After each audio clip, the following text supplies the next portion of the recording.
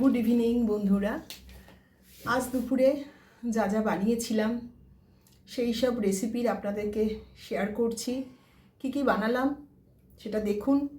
অন্যদিন আমার মেয়ে আপনাদেরকে রিভিউ দেয় খেয়ে কেমন লাগছে, কিন্তু আজকে তো আর মেয়ে নেই, তাই নিজেই রান্না করে আপনাদের সাথে একটু শেয়ার করলাম। দেখে বলুন কেমন লাগছে, অবশ্যই একটু কমেন্ট করে জানাবেন। বানালাম ভাত। এটা তো কম্পালসারি, না হলে তো আর খাওয়া যাবে না, তাই ভাতের সাথে একটু ডাল মাখানি করলাম। এটা একটুখানি ইচ্ছে করছিল আজকে খেতে, তাই একটু ডাল মাখানি করলাম। তার সাথে একটু সবজি তো করতেই হবে, নাহলে ভাতটা আর কি দিয়ে খাবো, তাই একটু কুমড়ো আলু পটলের একটা ছেচকি করলাম। তার সাথে করেছি পার্শে মাছের ঝাল।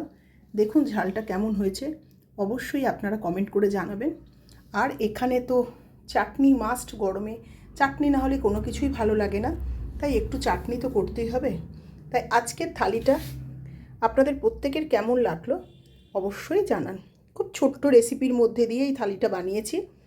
বাড়িতে কেউ নেই, একা একা আর কি বানাবো, তাই একটু ছোট্ট থালি বানানো হয়েছে।